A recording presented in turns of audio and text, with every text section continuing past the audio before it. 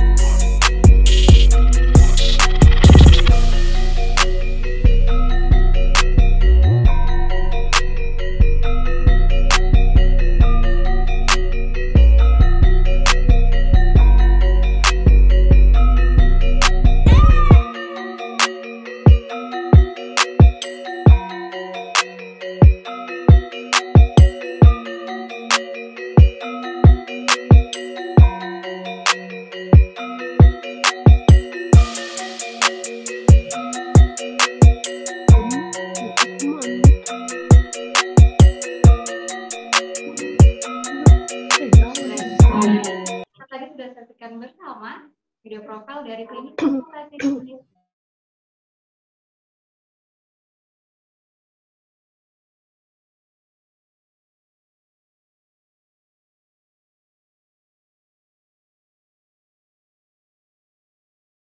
Ya, jadi nggak perlu banyak-banyak bahasa ya. Hari ini saya akan langsung perkenalkan yang menjadi pembicara kita di acara online training hari ini.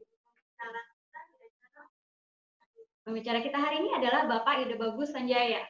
Beliau saat ini juga aktif sebagai dosen di jurusan Administrasi Niaga Politeknik Negeri Bali. Mari kita simak bersama CV beliau ya.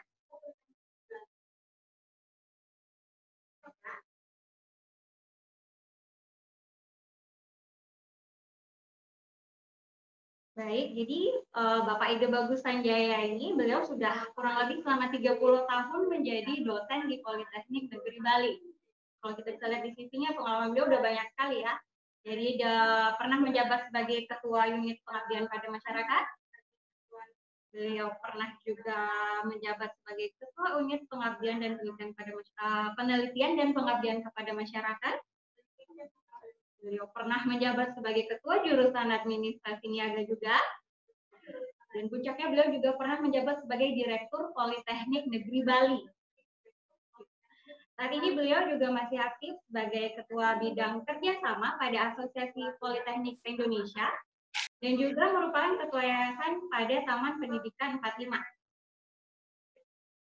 Kalau kita lihat CV-nya kayak beliau hebat banget ya, jadi seperti seorang dosen senior yang serius. Menjabat berbagai macam, tapi kalau yang aktivitas akademika Politeknik Negeri Bali udah tahu nih, kalau beliau tuh humoris, termasuk seorang dosen gaul. Kita bisa lihat ya, jadi salah satu hobi beliau ini touring. Yang anak AN, PNB udah tahu deh, apa grup touringnya si beliau ini ya. Baik.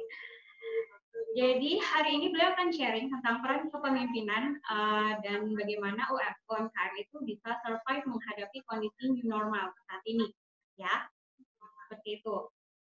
Kemudian, saya nggak perlu lama-lama lagi. Saya rasa kalau yang aktivitas akademika kita udah pasti hafal dengan beliau ya.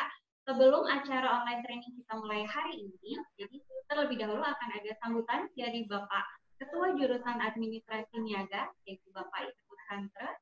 Kemudian akan langsung kita mulai dengan acara online training. Baik, selamat menyimak. Terima kasih. Baik, terima kasih waktunya kepada Ibu Tika atas waktu yang diberikan kepada saya selaku Ketua Jurusan Administrasi Niaga. Pada kesempatan yang baik ini, pada semua panitia yang di bawah naungan unit konsultasi bisnis dengan Ketua PIC-nya Bapak Ibi Sanjaya juga. Demikian juga pada narasumber utama hari ini, Bapak Ibi Sanjaya, dan webinars yang telah hadir dan telah masuk pada online ini yang saya cintai.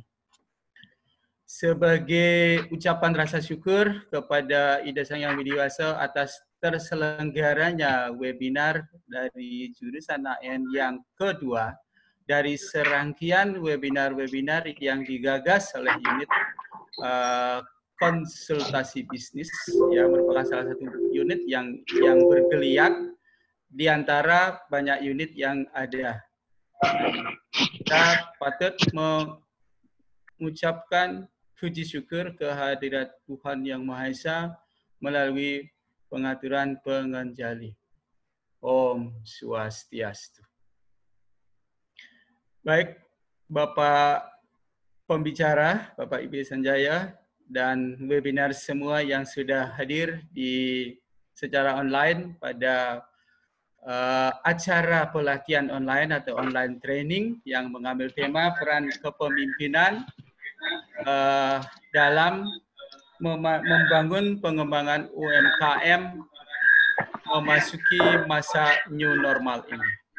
Nah, tema ini sangat pas sekali diambil manakala kita atau khususnya di Bali hari ini Pemda memasuki hari pertama memasuki Bali tatanan baru, di mana kantor-kantor pemerintahan, kantor kemudian pelayanan umum, termasuk juga geliat ekonomi sudah mulai nampak.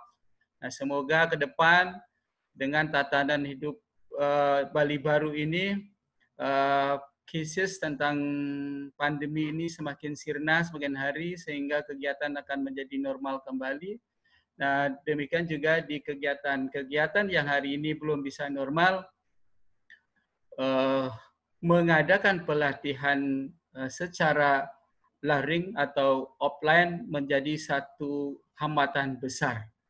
Karena berbagai keterbatasan, nah, ide mengenai melakukan pelatihan secara online ini sangat brilian, di mana Ketua Konsultasi Bisnis ide bagus saja penuh dengan energi yang meledak-ledak untuk melakukan kreativitas, di mana unit-unit lain mungkin masih tiarap memikirkan, tapi unit konsultasi bisnis ini sudah memulai sesuatu yang baru di tanggal 10 Juni melakukan webinar juga. Kemudian seri berikutnya akan ada webinar lagi, namun di sela-sela webinar ini ada pelatihan online. Diharapkan kami dari jurusan sangat berharap webinars atau para partisipan yang hadir hari ini dapat menyimak bagaimana kiat-kiat kepemimpinan dan peran sumber daya manusia dalam menyikapi new normal ini, khususnya dalam UMKM. Nah, berikut mengenai cerita KKB ini. KKB ini adalah unit yang digadang-gadang oleh jurusan AN menjadi motor penggerak dari unit-unit lain yang akan segera terwujud dalam rangka memberikan wahada, memberikan tempat bermain bagi Bapak Ibu dosen yang memiliki energi, kreativitas, keberanian untuk tampil dalam mengisi acara-acara secara online. Nah, barangkali itu sepatah dua patah kata, saya tidak berpanjang kata menyampaikan pesan dengan satu harapan bahwasannya acara seperti ini akan kita giatkan semakin banyak karena berikutnya akan segera muncul webinar-webinar yang sebetulnya 16 Juli nanti sudah sempat flyernya tersebar, namun karena beberapa belum pasti sehingga kita tunda sebentar untuk menghasilkan satu webinar yang lebih bagus. Akhirnya kepada semua peserta, selamat mengikuti webinar dan terima kasih saya kepada panitia unit konsultasi bisnis yang telah mengarrange suatu acara. Semoga acara ini bermanfaat buat kita semua. Dan terutama kepada UMKM yang bisa hadir hari ini, yang tidak saya bisa sebutkan satu persatu. Kita berharap dapat mengambil hikmah, pergunakan media platform online ini dengan sebaik mungkin, dengan bertanya semakin mungkin, sebanyak mungkin. Nanti dibantu oleh hostnya untuk menampung pertanyaannya di chat box barangkali. Nah, itu akan berusaha dijawab nanti oleh narasumber. Akhir kata, saya mengaturkan penganjali sebagai tanda bahwa acara ini saya buka dengan resmi. Om Santi Santi Santi Om.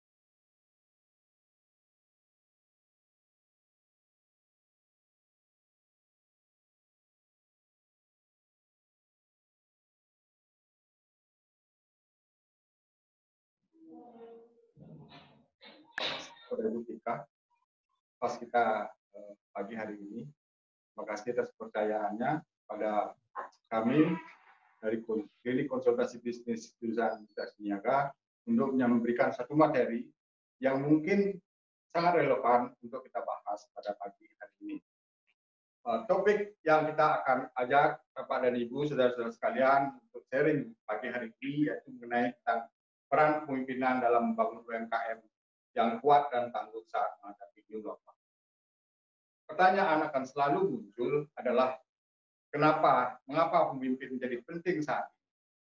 Bapak Ibu sekalian, mungkin Bapak Ibu ketahui bahwa kepemimpinan pada saat ini sangat dibutuhkan untuk menghadapi era yang belum pasti apa yang akan terjadi di masa yang akan datang. Dan pada saat ini peran pemimpin adalah sebagai tonggaknya. Apakah UMKM itu akan bisa berani menghadapi new normal ini atau mungkin mundur untuk menghadapi ini. Dan saya mempunyai keyakinan bahwa UMKM adalah bisnis, adalah usaha yang sangat tangguh dan telah melalui berbagai macam cobaan, terpaan, dan lain sebagainya. Tantangan yang kita hadapi saat ini adalah tantangan new normal. Oke, supaya kita lebih sistematis berbicara, saya akan memberikan materi tentang bagaimana pengertian daripada kepemimpinan atau leadership, kemudian bagaimana kita memahami kondisi yang akan terjadi pada era new normal nanti, kemudian sikap dan gaya kepemimpinan dalam menghadapi era new normal. Jadi Bapak dan Ibu sekalian, kita mengetahui apa yang harus kita lakukan, gaya apa yang kita akan pakai, sehingga nanti UMKM yang kita bina, organisasi yang kita bawahi akan bisa survive dan bisa menghadapi new normal ini tanpa mengalami kegagalan. Kemudian poin selanjutnya adalah pentingnya seorang pemimpin dalam mengembangkan UMKM yang kuat dan tangguh.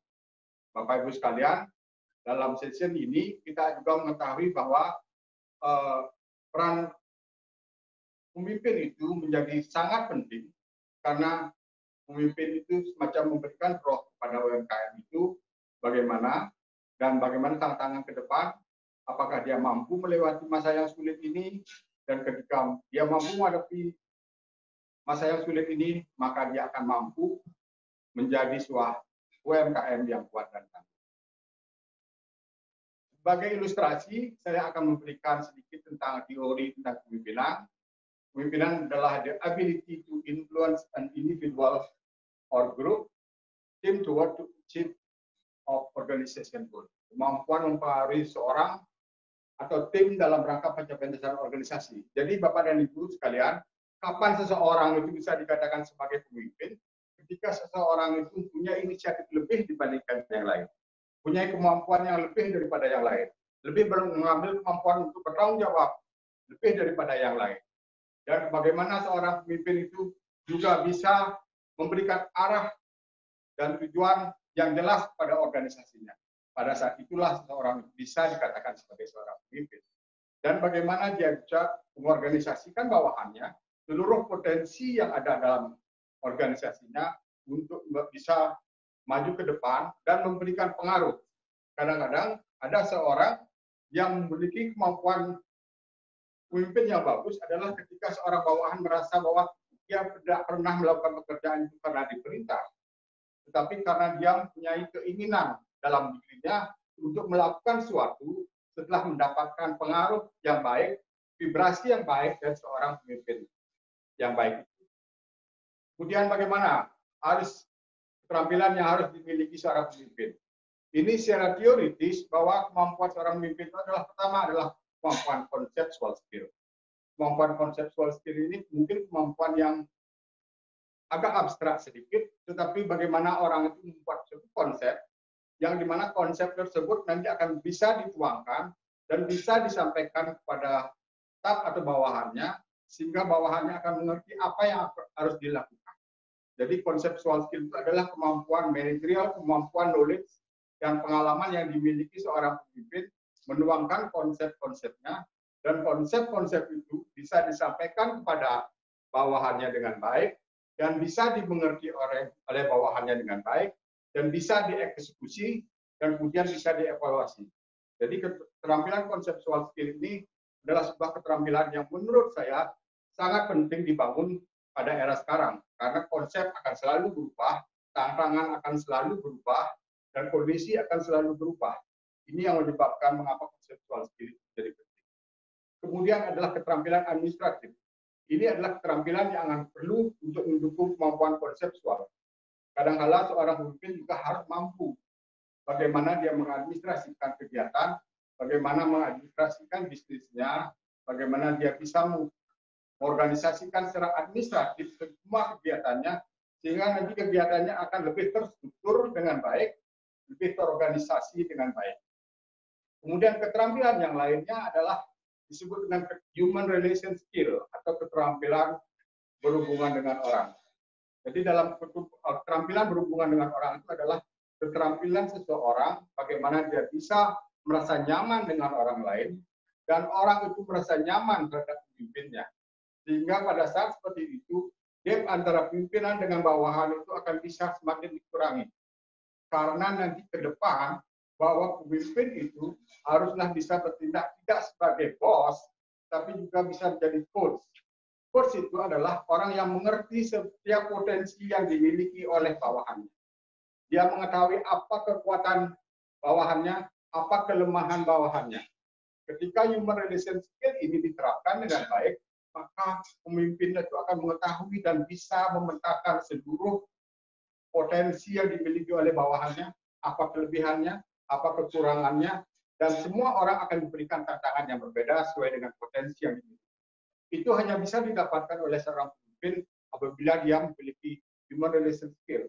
Jadi human relation skill ini perlu dibangun pada saat kondisi seperti saat ini, karena nanti kita akan berbicara bagaimana tantangan kepemimpinan di masa yang akan datang. Tentu saja adalah didukung oleh keterampilan manajerial.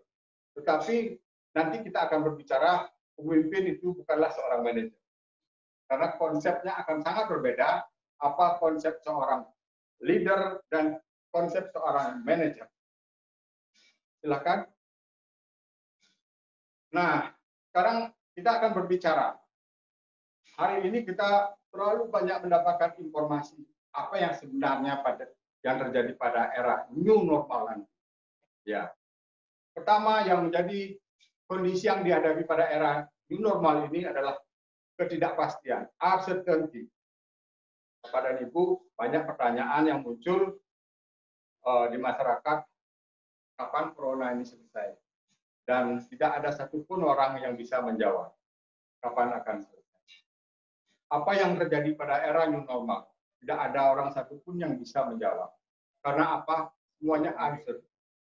Semua dikatakan bahwa Juni akan selesai, tidak akan selesai. Juli akan selesai, kondisi juga akan belum selesai. Kapan akan berakhir? World Health Organization WHO sendiri belum bisa mengetahui kapan kondisi ini akan bisa berakhir. Apa yang akan terjadi nanti itu juga merupakan suatu kondisi yang belum bisa kita pastikan. Apa yang akan terjadi nanti kita akan sangat tidak mengetahui apa yang akan terjadi. Kemudian yang jelas bahwa ke depan kondisi ekonomi pasti akan menurun. Itu sudah pasti. Karena begitu banyak perusahaan yang saat ini mengalami penurunan yang sangat drastis. Industri pariwisata mengalami kolaps, industri penerbangan hampir semua. Kemarin British Airlines sudah membuat iklannya besar-besaran di media massa yang bahasanya adalah thank you and goodbye. British Airlines adalah perusahaan penerbangan terbesar di dunia yang ada di Inggris. Tetapi apa yang terjadi sekarang, dia sudah mengiklankan pada masyarakat bahwa dia melakukannya thank you and goodbye. Inilah yang terjadi. Dan akan diprediksi bahwa tahun 2021 baru prediksi Bapak Ibu jangan dianggap sebagai sebuah kepastian bahwa kondisi ini akan terus berlanjut seperti itu. Jadi kondisi yang menurun itu akan sangat amat pasti. Kemudian daya beli masyarakat yang rendah. Kenapa begitu? Karena masyarakat sekarang dihadapkan pada kondisi yang real. Sebelumnya, sebelum pandemik ini, masyarakat dikatakan hidup pada, sebagian masyarakat hidup pada hiperrealita. Kemudian ketika kondisi pandemik ini, dia muncul dalam hidup yang realita. Kalau dulu kita bisa melihat bahwa banyak masyarakat yang suka minum kopi, nongkrong di merek kopi tertentu, dan lain sebagainya. Pada saat sekarang, kebiasaan ini sudah mulai menurun. Dulu ngopi di kafe, sekarang ngopinya di rumah. Dulu kopinya 40.000, sekarang cukup dengan Rp1.000 yang ada di rumah, enak dan lebih menyegarkan. Daya beli masyarakat yang lebih menurun. Kemudian belum adanya stimulus untuk peningkatan ekonomi.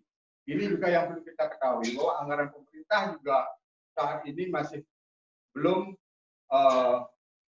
bisa memberikan dukungan bagaimana sebenarnya ekonomi itu bisa lebih bagus ke depannya. Kemudian hal yang lain adalah perubahan perilaku konsumen, Bapak Ibu sekalian. Sekarang masyarakat pola konsumsinya sudah berubah, ya, pola sudah berubah.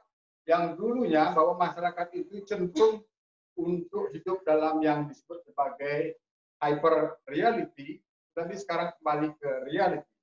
Konsumsinya yang sangat tinggi, nah untuk hal-hal untuk barang-barang konsumen, consumer goods dan lain sebagainya. Dulu masyarakat hobi berbelanja ke mall, sekarang mall ditutup dan tidak bisa ada berjalan. Masyarakat sekarang sudah lebih memilih makanan yang sehat daripada fast food dan lain sebagainya. Jadi ini sangat mempengaruhi selektif dalam pola konsumsi masyarakat. Masyarakat akan sekarang cenderung, mungkin ada orang mengatakan bahwa ini adalah era abnormal, kemudian nanti new normal. Ada orang mengatakan bahwa inilah yang normal sebenarnya. Dan sebelumnya adalah era abnormal. Kenapa? Karena masyarakat cenderung hedonis. Tetapi sekarang cenderung masyarakat itu lebih realistis menghadapi kehidupannya. Gaya hidup ditekan karena ekonomi yang rendah dan lain sebagainya. Hidup pola yang lebih sehat, lebih banyak berkumpul dengan keluarga, dan lain sebagainya. Dan lebih produktif melakukan pekerjaan. Tidak harus semua dilakukan di kantor, tapi juga bisa dilakukan di rumah. Kemudian adanya tatanan ekonomi baru, Bapak Ibu sekalian. Iya. Jadi tatanan ekonomi baru ini akan sangat mempengaruhi bagaimana UMKM itu ke depan. Karena kita belum tahu, karena kita uncertain bahwa nantinya akan ada kekuatan daya beli yang berubah, kemudian pengaruh mata uang dan lain sebagainya juga akan sangat mempengaruhi bagaimana tatanan ekonomi baru ini. Tatanan ekonomi baru itu akan mungkin muncul sebagai bagian daripada dunia ini membangun keseimbangan. Karena pergerakan sebelumnya akan bergeser pada satu arah, tapi sekarang mulai pada tatanan yang baru mencari keseimbangan yang baru. Langkah yang perlu diambil oleh seorang pemimpin pada kondisi saat ini adalah merupakan sebuah riset, hasil riset daripada Gallup Institute of Research yang mengatakan bahwa pertama harus dilakukan adalah melakukan stabilitas. Jadi kalau bisa Bapak dan Ibu sekalian, bisnis yang dikembangkan walaupun menurun, usahakan pada titik yang stabil. Karena mengapa demikian? Karena pada saat kesadaran inilah kita bisa sebenarnya menata organisasi itu lebih baik. Karena sebelumnya kita terlalu disibukkan untuk mengejar omset, mengejar aspek pemasaran, produksi, dan lain keuntungan, dan lain sebagainya. Pada saat kita mulai sekarang menurun, maka pada saat inilah kita akan kembali menata organisasi. Sekarang mulai kita lebih banyak waktu untuk nantinya bagaimana memperbaiki struktur perusahaan, bagaimana menata tentang mekanisme produksi, dan lain sebagainya. Melakukan usaha-usaha untuk dapat bertahan. Karena kondisi sekarang tantangannya cukup berat, tetapi basicnya adalah bahwa orang tersebut akan mampu bertahan menghadapi new normal ini. Kemudian yang kedua, menurut Gallup Institute of Research adalah harus Anda melakukan empati. Empati. Bapak Ibu sekalian, mungkin sekarang sering kita lihat bahwa dulu tidak ada supermarket atau warung dan lain sebagainya yang menyiapkan tempat cuci tangan, kemudian ada sabun dan lain sebagainya. Itu adalah sebuah langkah empati bahwa bagaimana orang tersebut tidak hanya mencari untung, tapi dia mengerti tentang konsumen. Yang selanjutnya adalah bahwa pada saat ini orang itu harus lebih mengerti terhadap kondisi bawahan. Jangan pernah sebagai pemimpin Anda menyalahkan siapapun. Jangan salahkan siapapun. Kondisi ini tidak ada orang bisa menyalahkan ini, menyalahkan itu, dan lain sebagainya. Karena kondisi ini harus kita terima sebagai sebuah kenyataan yang terjadi secara global. Tetapi dalam hal ini, mari kita manfaatkan waktu ini untuk bagaimana kita mau lebih memahami kondisi bawahan kita. Ya, jadi sekarang adalah waktunya untuk coaching pegawai. Lebih bisa ngobrol dengan pegawai, lebih bisa mengerti. Dan kemudian kalau Bapak dan Ibu sekalian punya karyawan, tentu karyawan ini adalah aset yang paling mahal. Jangan sampai pada saat kondisi seperti ini, Bapak dan Ibu kehilangan aset yang paling mahal itu dengan alasan ekonomi memburuk. Pada saat perusahaan sedang berjalan normal, Anda sedang menginvestasikan hal yang sangat luar biasa pada perusahaan Anda. Kekayaan yang paling mahal dalam perusahaan Anda adalah karyawan, sumber daya manusia. Tetapi ketika kondisi semakin sulit, jangan Anda pernah mencampakkan aset yang paling mahal tersebut. Pahami, ketika Anda sebagai pemimpin itu dalam keadaan sulit, maka yakinlah bahwa bawahan Anda itu jauh lebih sulit daripada Anda. Sehingga harusnya Anda mulai memikirkan, apakah Anda lebih sayang mobil Anda, atau Anda lebih sayang karyawan Anda. Anda mempertahankan mobil yang Anda kendarai, kemudian memberhentikan, mem-PHK karyawan, ini adalah pilihan yang tentu saja menurut saya tidak bijaksana kalau Anda melakukan hal tersebut. Sehingga pada saat ini, potensi yang dimiliki, Anda miliki, aset yang paling mahal yang Anda miliki, yaitu karyawan, hendaknya Anda bisa pertahankan dengan baik. Dan saya yakin bahwa ketika karyawan itu diperhatikan pada masa sulit, maka nanti karyawan itu akan memberikan kontribusi yang terbaik pada perusahaan Anda. Mengapa demikian? Karena Anda sebagai pemimpin memahami kondisi tersulit daripada karyawan tersebut.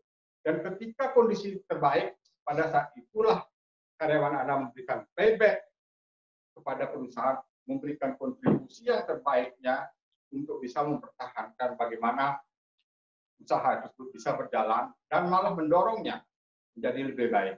Pada saat itu Anda akan sangat memahami bagaimana kondisi yang ada terjadi di perusahaan. Selanjutnya adalah hope atau harapan. Tetap membangun harapan, Bapak Ibu sekalian, Karena kalau sampai nanti kita tidak pernah memberikan harapan atau kehilangan harapan, maka bisnis itu sudah selesai. Tetapi kita harus meyakinkan bahwa pemimpin yang sukses itu adalah pemimpin yang bisa bertahan pada masa yang sulit dan mampu melewatinya bersama-sama sebagai sebuah kekuatan dengan karyawan yang dia miliki. Sehingga di sini perannya akan menjadi sangat penting. Ada nasihat baik yang saya dapatkan dari beberapa hari yang lalu, bahwa ada orang mengatakan bahwa janganlah berharap sesuatu lebih baik. Karena sesuatu yang lebih baik itu mungkin agak sulit dicapai pada saat ini. Tetapi berharaplah menjadi yang lebih baik. Karena kesempatan ini adalah kesempatan untuk mewujudkan UMKM ini, usaha ini, organisasi ini menjadi lebih baik. Mengapa demikian? Kita memiliki waktu. Kondisi boleh di luar tidak baik, tetapi di dalam kita harus bisa menjadikannya lebih baik. Saya kira nasihat ini sangat relevan untuk menghadapi kondisi yang akan datang. Bapak dan Ibu sekalian, banyak pertanyaan yang muncul, apa sebenarnya perbedaan antara seorang leader dan seorang manajer. Singkatnya dalam bahasa yang filosofis mengatakan bahwa leader do the right thing. Jadi dia melakukan hal yang benar. Tetapi manager do the things right. Jadi kalimatnya seperti diputar, tetapi maknanya menjadi sangat berbeda. Bahwa pemimpin itu melakukan hal yang benar, tapi manajer itu mengerjakan hal-hal tersebut dengan benar. Jadi konsepnya adalah penjabaran daripada apa menjadi gagasan seorang leader, kemudian dijabarkan oleh seorang manajer. Jadi itu Bapak Ibu sekalian, supaya kita mengetahui secara umum apakah saya ini seorang leader, apakah saya seorang manajer. Karena banyak orang menganggap bahwa kebingungan mencari peran, tetapi saya selalu menganggap bahwa sangatlah penting peran seorang leader.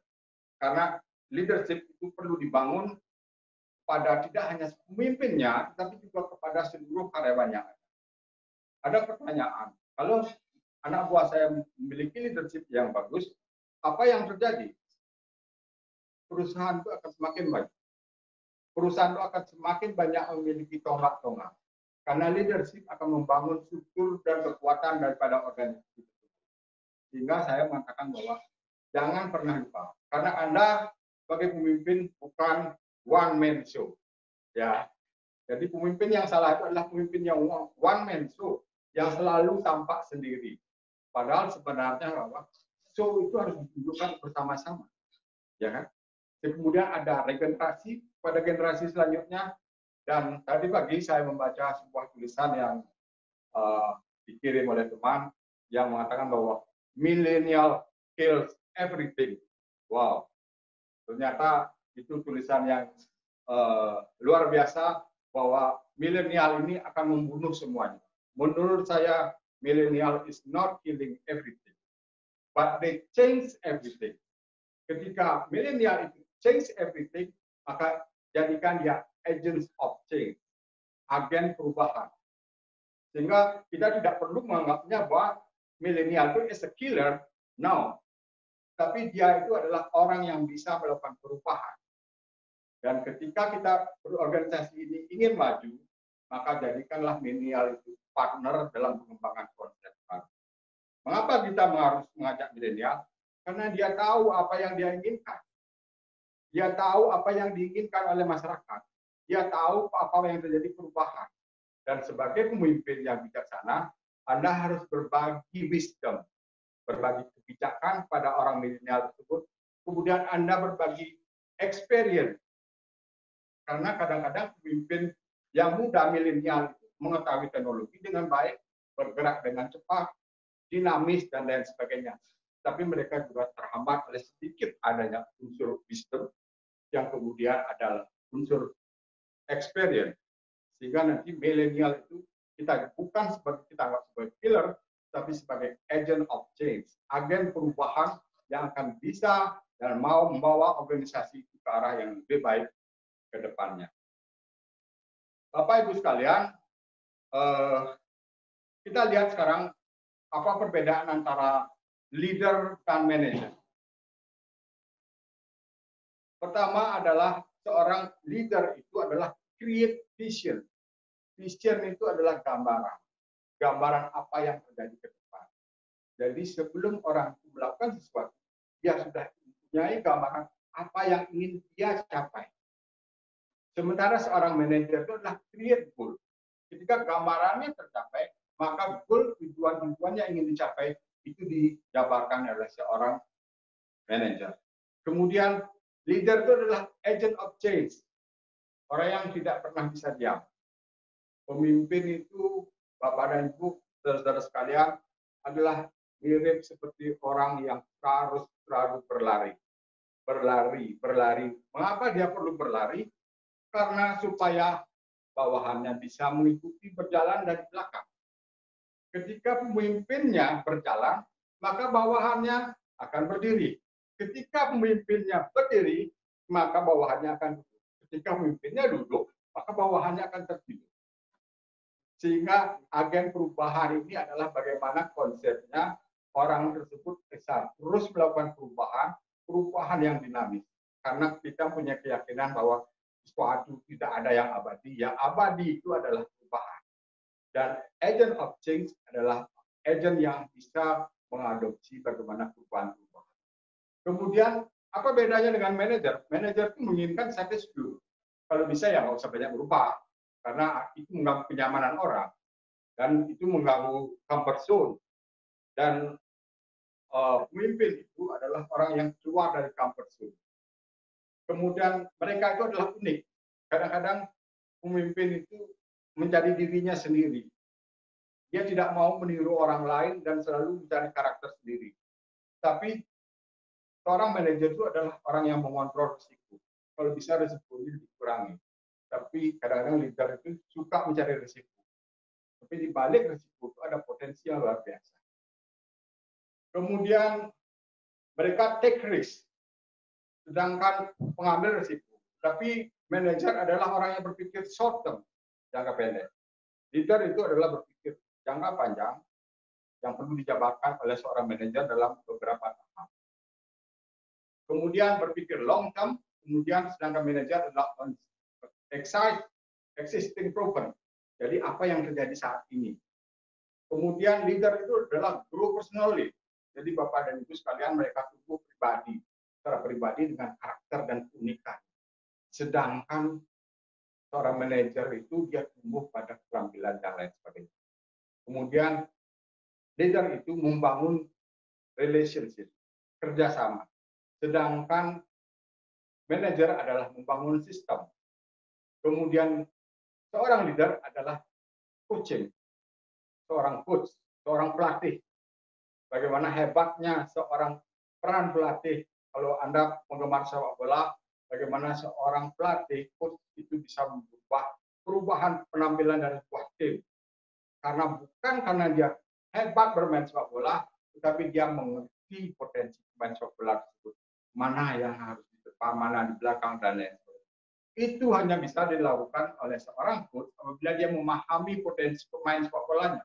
Dan Anda sebagai pelatih, sebagai leader, adalah Anda sebagai seorang pelatih tim.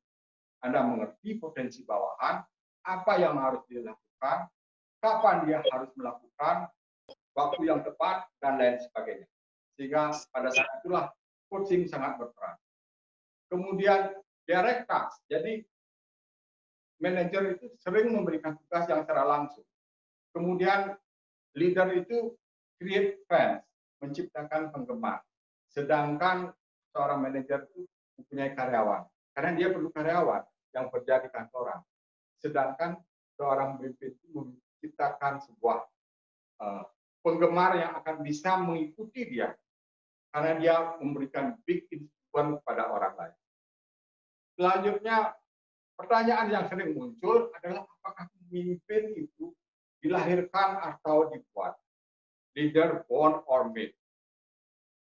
Sepertiga mengatakan bahwa pemimpin itu dilahirkan. They are born. Kemudian 2/3 mengatakan bahwa leader itu diciptakan atau dibuat oleh kondisi tertentu.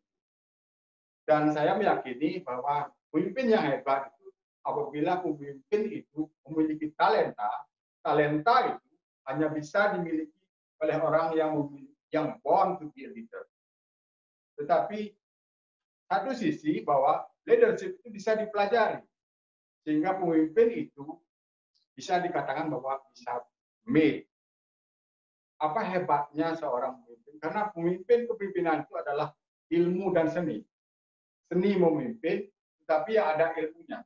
Apabila orang itu menguasai ilmunya dan memiliki skill atau talent atau bakat dalam memimpin, maka dia mengkombinasikannya, dia akan menjadi pemimpin yang luar biasa.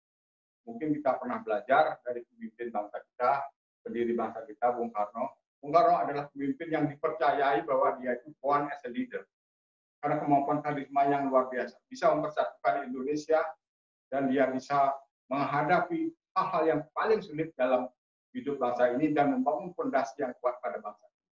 Ya, kita yakini bahwa beliau adalah salah seorang yang orang Jawa sebut sebagai satrio piningit. Tapi jangan sampai menunggu jauh dulu Bapak dan Ibu untuk menjadi seorang satrio piningit. Silahkan ciptakan, create your own leadership style.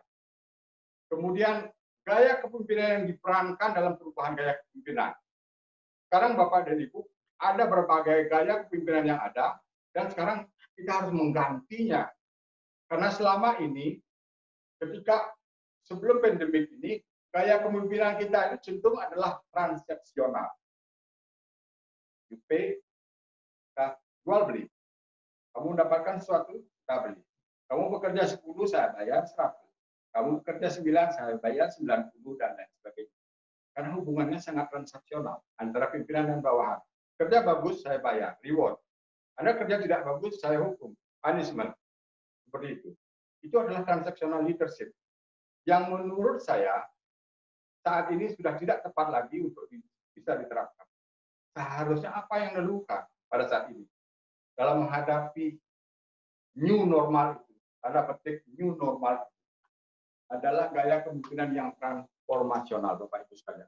Apa yang disebut dengan transformasional itu adalah mengganti gaya kepemimpinan yang sebelumnya mentransformasikan organisasi ini menuju ke arah yang lebih baik. Dalam bahasa Jawa dan istilah konsep kepemimpinan Jawa, pada saat ini seorang pemimpin dikatakan ing madya mangun karso. Ya, ing madya mangun karso adalah di mana pemimpin membangun karsa pada bawahannya sehingga dia mau berubah organisasi tersebut menuju sesuai dengan tantangan yang ada. Kalau sebelumnya pemimpin itu selalu berhubungan bagaimana pemimpin anak buah bekerja dengan bagus, dibayar dengan baik. Bekerja tidak bagus, maka dia mendapat punishment.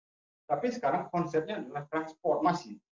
Transformasi itu adalah merubah bentuk organisasi menuju apa yang disepakati bersama. Dan itu harus dipahami oleh bawahan. Jadi konsepnya tidak lagi seorang itu Duk Wuryandayani, tetapi konsep yang tepat sekarang itu menurut lokal geniusnya adalah ing madya mangun karso.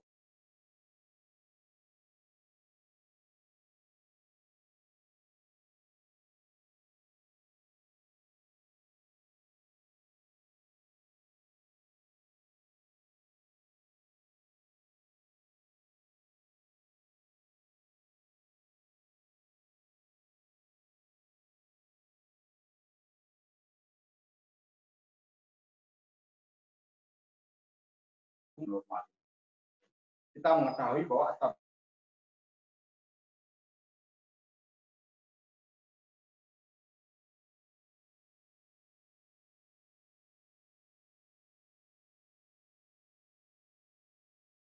dan mari kita jadikan Astabrata ini sebagai sebuah pedoman dan cara berpikir, cara pandang kita. Apakah Astabrata itu masih relevan? Karena Astabrata itu adalah merupakan local genius, produk lokal yang masih sangat relevan. Walaupun sudah dikembangkan 5.000 tahun yang lalu, tapi masih relevan. Apa yang terkandung dalam Astabrata itu seperti surya. bagaimana seorang pemimpin itu bisa memberikan kehidupan pada seluruh masyarakat. Sinarnya tidak pernah membedakan pada semua orang. Anda sebagai pemimpin harus bisa menyinari seluruh karyawan yang ada di sana. Jangan pernah membedakan ini anak sayang, anak tidak sayang, anak kurang sayang, dan lain sebagainya. Karena Anda sebagai surya, dia menyinari seluruhnya, memberikan kehidupan dan adil dan terang merata. Kemudian chandra atau bulan. Bapak Ibu sekalian, bahwa dalam keadaan susah seperti saat ini, bagaimana seorang pemimpin itu bisa menjadi seperti bulan yang memberikan kesejukan. Jadi chandra itu adalah bagaimana dia memberikan kesejukan pada karyawan. Kadang-kadang kondisi sulit, tapi kalau hati juga masih sejuk, akan lebih bisa bertahan daripada kondisi sulit dan hati panas.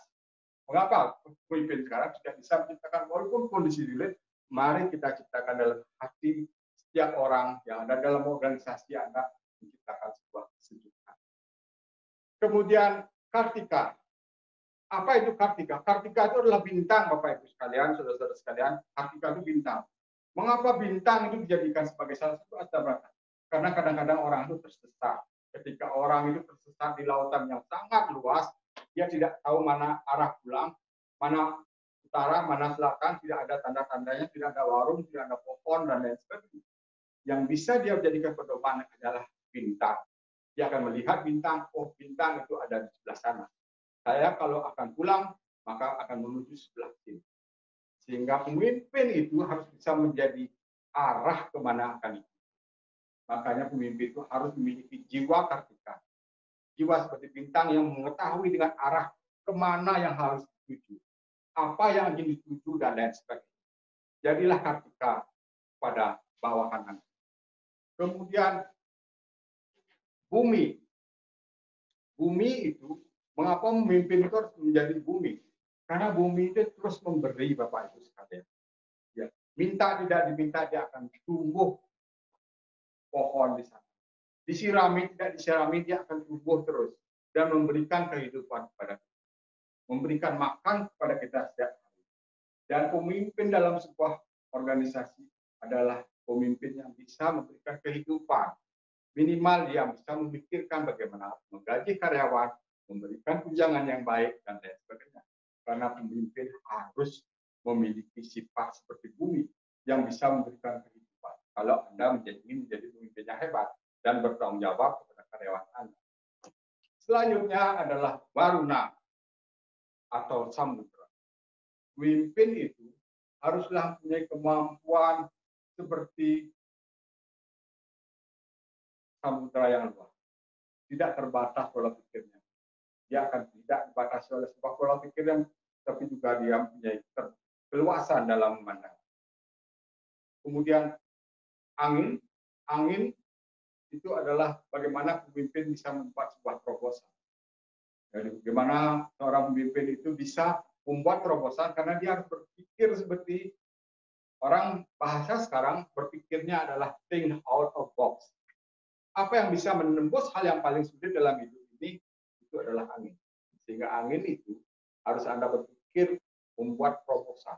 Breakthrough yang bisa disebut dengan breakthrough, menembus hal-hal yang sulit, itu adalah kemampuan seorang pemimpin. Sekarang, ketika berapa menit waktu masih ada? Kita masih mulai waktu 10 menit untuk diskusi. Nanti kita berharap nanti akan ada diskusi yang menarik setelah sesi ini, karena 10 menit ini nanti kita akan dilanjutkan dengan diskusi 30 menit. Dengan senang hati Anda bisa mempersiapkan pertanyaan yang mudah-mudahan saya bisa jawab, dan kalau tidak bisa jawab, saya akan jadikan sebuah PR dan akan saya terus usahakan mencari jawabannya. Sekarang kita mempunyai sebuah kerangka konsep, Bapak Ibu sekalian. Kerangka konsep yang kita miliki adalah ketika orang menghadapan pemimpin itu seperti ketika orang mulai perang di Kurukshetra.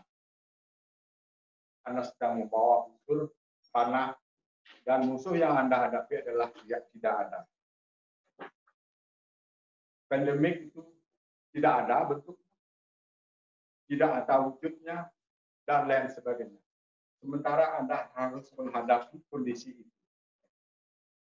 Jadi kondisi itu menjadi sangat penting untuk Anda bisa mengembangkan konsep-konsep ke depan, membawa usaha Anda menjadi baik. Saya yakin bahwa dengan kemampuan Bapak dan Ibu, pengalaman yang Bapak Ibu miliki, kebijakan yang Bapak Ibu miliki, maka konsep kita yang akan kita miliki, mungkin kita perlu gambarkan dalam konsep yang seperti ini Bapak Ibu. Seorang pemimpin itu harus memiliki jiwa. Jiwanya itu adalah saya seperti katakan tadi, ada 8 anak panah akan melingkari pikiran Bapak dan Ibu sekalian. Yang akan kita bisa ambil satu panahnya untuk kita arahkan menuju sasaran dengan jelas apa yang ingin dituju. Kita memiliki 8 anak panah Bapak Ibu sekalian, mulai dari Kartika, Surya, Chandra, dan lain sebagainya.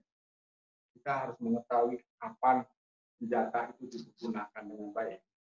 Kemudian kita memiliki bahwa seorang itu memiliki karakter. Karakter dan pemahaman konsep pemimpinan ini penting dan jelas untuk harus dimengerti. Mengapa? Karena karakter ini adalah potensi atau bakat yang harus Anda kembangkan. Kalau Anda tidak mengembangkan bakat yang Anda miliki, maka bakat itu menjadi sia-sia. Tetapi Anda juga harus menggunakan kapan dan bagaimana caranya.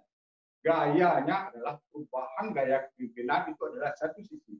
Kalau saya simpulkan sebagai seorang, maka pikirannya adalah kata, tangan kanannya adalah sebuah karakter kepemimpinan, tangan kirinya adalah perubahan gaya kepemimpinan. Ketika perubahan gaya dan karakter ini dipadukan, kemudian langkah yang perlu diambil dalam menghadapi new era ini, karena kita sudah mengetahui langkah-langkah yang seperti saya uraikan tadi. Maka inilah yang akan kita capai dalam menghadapi kondisi normal. Saya yakin dengan kemampuan potensi kondisi yang Bapak dan Ibu miliki, Bapak Ibu adalah pemimpin yang luar biasa. Mudah-mudahan kita semua bisa sanggup menghadapi ini, dan ketika Bapak dan Ibu tunjukkan bahwa Bapak dan Ibu adalah pemimpin yang luar biasa dan tangguh bisa mengalami cobaan ini, masa yang sulit ini, maka saya akan yakin bahwa pemimpin yang tangguh, pemimpin adalah yang mampu bisa mengalami masa yang paling sulit. Dan Anda menjadi pemimpin yang luar biasa. Pertama, menyelamatkan usaha Anda menunjukkan kemampuan Anda sebagai pemimpin, Anda bisa memberikan kehidupan kepada karyawan yang Anda miliki, Anda menjadi bermanfaat pada lingkungan yang Anda miliki pada saat ini. Mungkin itu sesi presentasi saya. Selanjutnya saya silakan Ibu Tika untuk bisa membuka pertanyaan yang mungkin akan bisa kita diskusikan bersama-sama. Terima kasih.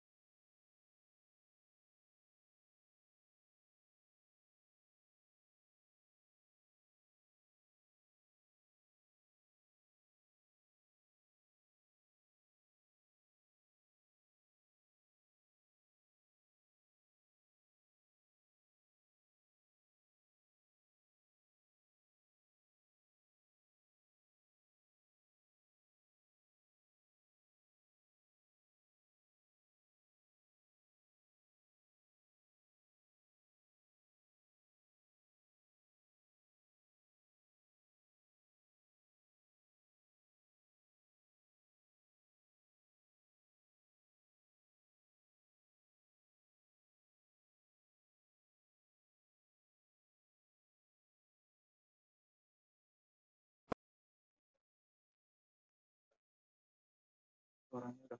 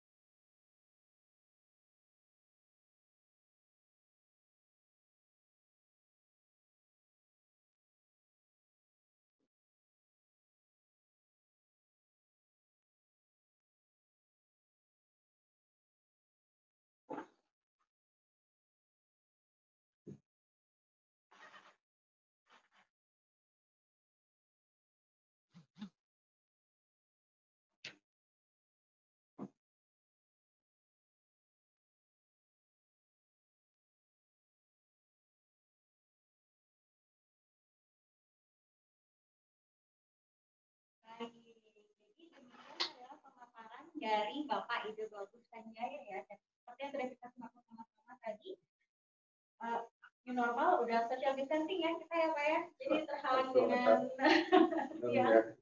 Jadi ya, meskipun sesuai berita hari ini ya tempat wisata juga semua sudah dibuka, dan harapkan semua juga memperhatikan protokol kesehatan dan keep social distancing. Ya, begitu. Jadi saya harap tadi dari pemaparan beliau itu banyak banget ilmu-ilmu yang bisa kita petik ya, terutama tentang leadership ya Pak ya. Wah ini emang leader, kemampuan leadershipnya nggak usah diragukan lagi sih. Jadi emang leader saya di kampus. Makasih Dika. Jadi bukan teori-teori aja, tetapi memang beliau sudah membuktikan sendiri dengan kasus diskusi beliau sih udah, karena jangan tanya lagi ya. Makasih banyak. Jadi sekarang kita akan buka sesi tanya jawab. Jadi Bapak Ibu atau adik-adik yang mau bertanya mengenai terkait dengan topik yang tadi, bisa di-unmute, nanti kemudian langsung memberikan pertanyaan yang akan langsung dijawab oleh beliau ya. Baik, ada yang mau bertanya? Jadi hari ini acara kita ada sponsornya juga loh. Jadi ada Depti dan Buah Tani. Jadi untuk 10 orang peserta yang beruntung itu hanya akan ada door prize dan kita akan mengumumkan di kolom chat nanti. Ya. Jadi apa ada pertanyaan? Ada yang mau bertanya? Bapak Ibu sekalian? Ya emang challenge-nya banyak sekali ya Pak Gus ya. Jadi masuk ke new normal sekarang semua yang sudah berlaku sebelumnya nggak akan berjalan. Iya. Dan kita menghadapi satu era yang begitu sudah pasti, dan bagaimana kita bisa menyikapi ini dengan baik. Karena apa demikian? Karena tantangan ke depannya sangat sulit.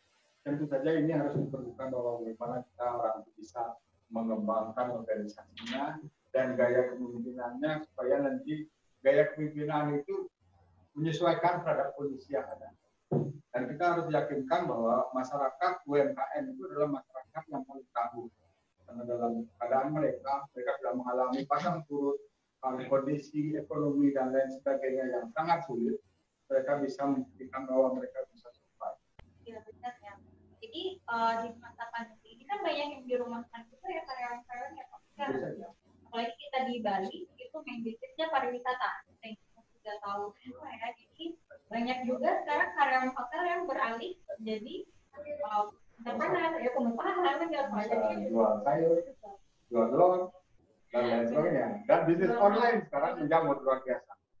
Dan kreativitas jadi sangat luar biasa, dan bisnis itu tantangan dan gaya pengembangan bisnis ke depan harus kita pakai.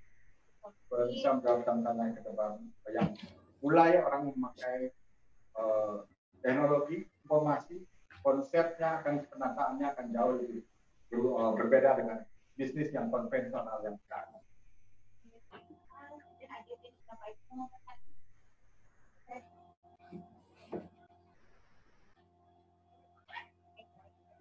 Adik-adik mahasiswa juga saya tadi banyak yang join juga hari ini. Kita mahasiswa kita juga jangan salah. Oh iya, kebetulan saya juga mengajar leadership. Ada 5 kelas leadership yang sudah lama sekali tidak pernah ketemu secara langsung, secara online. Mungkin pada kesempatan ini kita bisa diskusikan apa yang mungkin Anda hadapi dan mungkin dulu kita diskusikan mengenai permasalahan dan mata kuliah kepemimpinan ini. Hari ini kita belum sama sekali selalu memakai kuliah online dan belum pernah ada offline. Mungkin diskusinya agak susah kalau dengan memakai teknologi secara online. Tetapi dengan sekarang diberikan dengan teknologi online training seperti ini, mudah-mudahan adik-adik mahasiswa bisa memberikan pertanyaan dan kita diskusikan dari sebuah diskusi yang menarik dan untuk persiapan ke depan Anda sebagai pemimpin yang tangguh di masa akan datang. Karena kalau kuliah online bisnisnya terbatas, apalagi katanya tugasnya banyak sekali. Iya, banyak yang memerlukan begitu ya. Jadi waktunya masih buat tugas. Iya. Jadi interaksinya ya pasti nggak sama seperti kalau lagi kuliah tatap muka offline ya. Yang mana cukup dari Bapak Ibu? Ada yang mau bertanya? Ya, dari silakan Tika mungkin bisa. Oke. Jadi ini ada satu pertanyaan Pak Gus, maaf kalau ada kurang-kurang kita agak amat ini baru berhubung kali ya. Jadi tadi ada pertanyaan Pak Gus dari Bapak atau Ibu ini ya? Ibu Ruth kayaknya. Ibu Ruth Mandiri dari Manado. Wow. Pertanyaan jauh nih Pak. Jadi bagaimana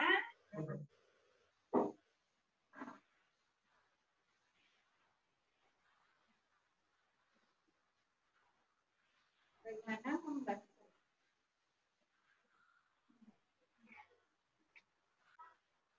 Baik. Jadi pertanyaan dari Ibu Ruth Mandiri dari Manado. Jadi bagaimana membentuk pemimpin yang keren yang bisa menjadi panutan untuk dibuktikan oleh anak buahnya? Ya ini Pak. Gimana membentuk kepemimpinan yang keren? Pemimpinan yang keren. Terima kasih Ibu Ruth dari Manado. Ngana sokangan nganape papeda gitu. Saya bisa bahasa Manado karena teman saya juga banyak dari Manado. Ngana sokangan nganape papeda itu Manado yang paling enak di dunia. Pertanyaannya Ibu Ruth sangat menarik. Bagaimana kita bisa membangun? Karena sekarang Bapak dan Ibu style gaya kepemimpinan itu akan sangat berpengaruh bagaimana orang bisa diterima oleh bawahan. Jadi kalau kita memakai konsep yang lama, karena dulu pemimpin itu selalu dijadikan sebagai patokan, pattern, polanya sudah ada. Sekarang polanya tidak ada. Justru sekarang pemimpin yang ingin dianggap sebagai pemimpin yang gaul itu adalah pemimpin yang memahami anak muda. Dan kita ketahui bahwa zaman sekarang ini milenial itu luar biasa, potensinya luar biasa. Dan mereka sampai presiden pun harus merekrut orang milenial sebagai staf. Kenapa? Karena pandangan mereka berbeda. Dan Anda perlu mengerti bahwa gaya kepemimpinan dan kerja presiden kita juga pemimpinan yang sangat gaul dan bisa diterima oleh semua kalangan, khususnya pada bawahan Anda. Jadi saya memberikan break bahwa gaya Anda harus sandakan. Yang kedua adalah Anda harus memakai human relation skill Anda dengan baik. Bagaimana komunikasi dengan baik, membangun dan memahami karyawan Anda dengan baik, dan bisa diterima oleh karyawan Anda. Ketika pikiran Anda tune up, nyambung dengan bawahan, maka pada saat itu Anda akan bisa diterima. Dan saya yakin bahwa ketika Anda bisa menerima perubahan-perubahan yang ada pada anak muda saat ini, maka pada saat itulah Anda bisa disebut sebagai pemimpin yang gaul. Kenapa? Karena Anda sudah memahami dan bisa menyesuaikan gaya dan kepemimpinan Anda dengan gaya kepemimpinan kaum milenial ini. Dan itu hanya bisa kalau Anda memahami daripada karakter bawahan Anda. Mungkin itu bisa menjawab, Ruth. Salam dari Bali, salam kangen untuk Pinetu Ananda yang luar biasa. Baik, mudah-mudahan tadi Pak Gus bisa menjawab pertanyaannya Ibu Ruth ya. Terima kasih sudah bertanya ya Ibu. Baik, jadi selanjutnya ada pertanyaan dari Mas Sultan sekarang Pak. Oh silakan. Ya, ini kan anak-anak semester 6 kita yang di manajemen internasional itu kan segera akan memasuki masa PKS. Yeah. Di program kerja lapangan, magang di perusahaan ya Pak ya. Jadi mereka bertanya ya, jadi bagaimana sih kalau misalnya dari sisi leadership otomatis kan tidak teori yang dipaparkan tadi itu kan idealnya seperti itu ya Pak ya, tapi kenyataannya sering di lapangan tidak seperti itu. Jadi banyak pemimpin yang menggunakan kekuatannya untuk melakukan daya sendiri, misalnya seperti itu Pak. Jadi apa ada tips dari Pak Gus mungkin bagaimana anak-anak ini nanti akan pada saat terjun ke lapangan kerja, bagaimana caranya menghadapi mungkin berbagai tipe-tipe leadership yang berbeda seperti itu. Ketika Anda mulai praktek kerja lapangan, maka ucapan yang ingin saya sampaikan adalah welcome to the jungle. Welcome to the real jungle. Itulah yang sebenarnya yang terjadi. Dunia kampus tidak seperti itu, tapi sekarang ketika Anda ke perusahaan, Anda akan menemui secara langsung karakter-karakter orang yang sangat berbeda-beda dan sangat unik. Dan ini merupakan sebuah tantangan bagi seorang kampus, dunia akademis, melihat perbedaan karakter orang tersebut adalah sebuah hal yang sangat menarik untuk bisa diteliti dan untuk bagaimana misalnya contohnya adalah bagaimana pengaruh gaya kepemimpinan seseorang terhadap motivasi kerja. Anda mengetahui bahwa ada pemimpin yang sangat otoriter di kantornya, semua harus disiplin dan lain sebagainya. Bagaimana respon daripada karyawan? Dan Anda bisa mengerti bagaimana gaya kepemimpinan yang sangat demokratis, malah kadang-kadang cenderung liberal, dan itu juga menyebabkan jadi perubahan terhadap gaya bawahan. Dan Anda akan bisa mengamatinya secara langsung. Bagaimana pengaruh gaya kepemimpinan yang ada di perusahaan pada PKL nanti, kemudian pengaruhnya terhadap kinerja karyawan, mana yang akan bisa diterima dan lain sebagainya. Jadi saya tidak akan pernah melihat bahwa bagaimana apa yang harus Anda kerjakan, amati dan teliti, dan kemudian Anda bisa menyimpulkan sendiri, sehingga Anda bisa mempelajari daripada kondisi. Jadi setiap kondisi kita bisa pelajari untuk pendewasaan diri kita. Oh, gaya kepemimpinan ini ternyata karyawan tidak nyaman. Ada gaya kepemimpinan yang seperti ini, karyawannya merasa lebih nyaman dan lain sebagainya. Jika Anda bisa belajarnya, dan mudah-mudahan Anda bisa memberikan sebuah penelitian atau membuat sebuah paper, dan paling tidak memperkaya pengalaman Anda bahwa ini harus membangun karakter diri Anda. Karena karakter kepemimpinan itu harus Anda bisa pelajari, kemudian Anda serap, dan jadikan diri Anda sebagai pedoman daripada gaya kepemimpinan. Itu mungkin yang bisa saya jawab ketika yang sangat penting ya bagi adik-adik semester 6. Jadi memang dunia kerja itu tidak akan welcome to the jungle. Betul. Nggak bisa lagi kalau biasanya dikasih tugas satu seminggu udah pusing. Ya ini tugasnya sejam mesti selesai kalau bukan informasi gitu. Jadi seperti itu. Jadi Bapak saya tadi kasih masukan juga. Jadi mengenai leadership itu juga bisa menjadi salah satu topik penelitiannya. Pastinya. Oh ya. Karena menarik untuk bisa diteliti bagaimana pengaruh gaya kepemimpinan terhadap motivasi kerja. Betul, apalagi kadang ada bilang generasi Z, generasi itu kan pasti akan berpengaruh juga ya Pak. Ya. Baik, terima kasih ya Fahri tadi yang sudah bertanya. Oh Fahri, apa kabar? Fahri ini dari Sumatera Barat. Ya, kalau nggak salah ya Fahri ya. Salam. Ini Mama. Udah keliling Indonesia kayak apa ya? Bahasanya. Baik. Jadi mau mengingatkan lagi, hari ini kita ada hadiah bulan dari sponsor, itu jadi ada Januari dan ada pajak buah juga dari buah Tanggi. Jadi dicek terus nih kalau muncul ya, komen. Baik. Ada pertanyaan lagi masuk dari Bapak di Cahaya Putra nih. Ayo Pak. Jadi mohon izin bertanya.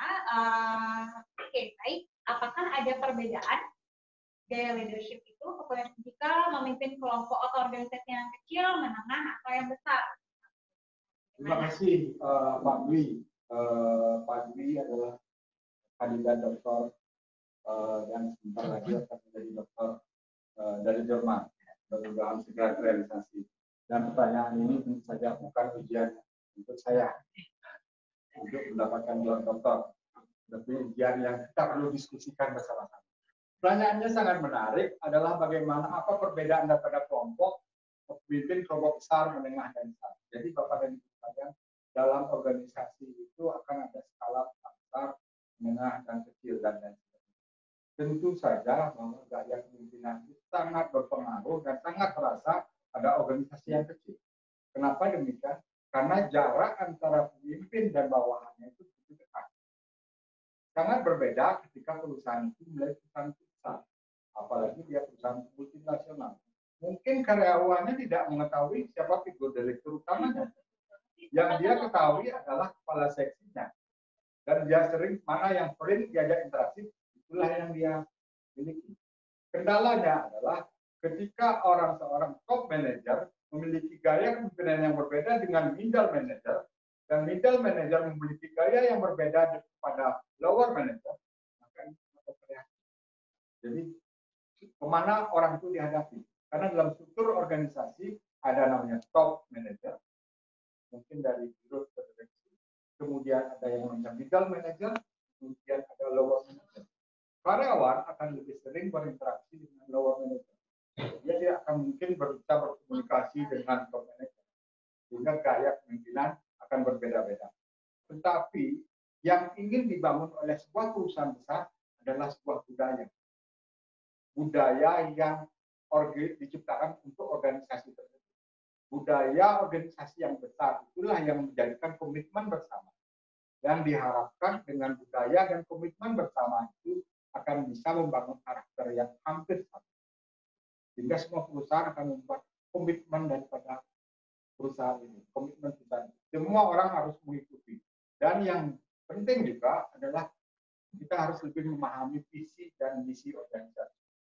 Karena memahami visi dan misinya, maka akan di sana ada membuat semacam kerucut untuk mempertemukan dan kesamaan daripada gaya. Karyawannya baik dari pagi Ya. sampai ke atas. Mudah-mudahan saya lulus Pak Dwi dengan pertanyaan Anda yang luar biasa tadi. Terima kasih. Terima kasih narasumber atas tanggapannya. Sangat terima kasih atas tanggapannya. Terima kasih atas tanggapannya.